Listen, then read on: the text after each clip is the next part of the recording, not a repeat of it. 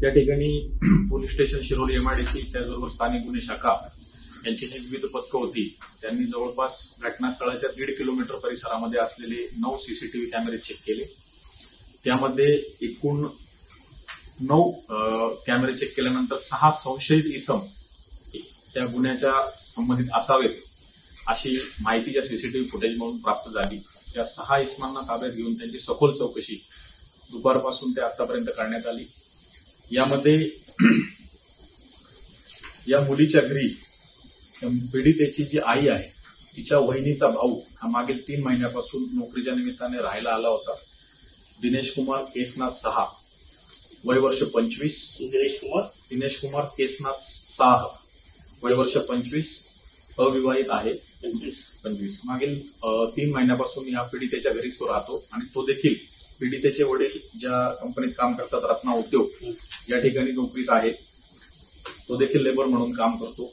तर त्याच्याकडे जवळपास 4.5 ते 5 तास सखोल विचारपूस केली असता आरोपीने सदर गुन्हा केल्याची कबुली दिलेली आहे।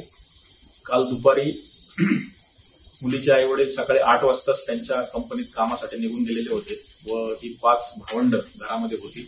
साधारण दुपारी 5 ते 5:30च्या दरम्यान या आरोपीने सदर पीडितेला घराजवळील 800 मीटर अंतरावर असणाऱ्या उसाच्या शेतामध्ये नेऊन तिच्यावर लैंगिक अत्याचार केला आणि त्यानंतर तिचा गळा आवळून आणि थापडाबुक्क्याने मारहाण तिला केली।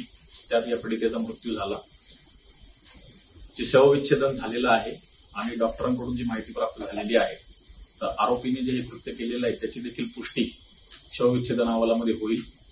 अशा प्रकारे तिच्याच घरात राहणारा पीडितेच्या नात्याने मामा लागणारा दिनेश कुमार केसनाथ साहा, वय वर्ष 25 याने अत्यंत असं हे निर्घुण कृत्य करून केलेलं आहे आणि त्यामध्ये या पीडितेचा दुर्दैवी मृत्यू झालेला आहे।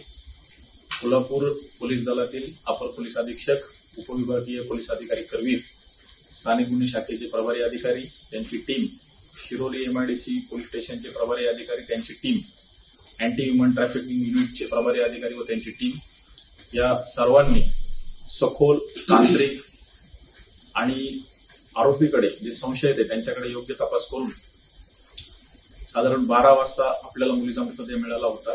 8 तासामध्ये हा गुन्हा उघडकीस आणलेला आहे। आरोपी सध्या शिरोली एमआयडीसी पोलिसांच्या ताब्यात आहे।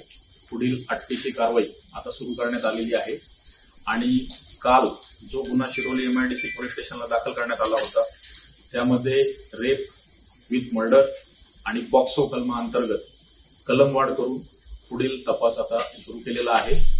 प्राथमिक तपास हा पोलीस स्टेशनकडे होता। गुन्ह्याचं गांभीर्य लक्षात घेऊन सदर गुन्ह्याच्या तपासासाठी आता एक एसआयटी फॉर्म करण्यात आले। प्राथमिक तपास हा पोलीस स्टेशनकडे होता। गुन्ह्याचं गांभीर्य लक्षात घेऊन सदर गुन्ह्याच्या तपासासाठी आता एक एसआयटी फॉर्म करण्यात आलेली आहे। मुख्य तपास अधिकारी म्हणून उपविभागीय पोलीस अधिकारी करवीर यांची नियुक्ती करण्यात आलेली आहे।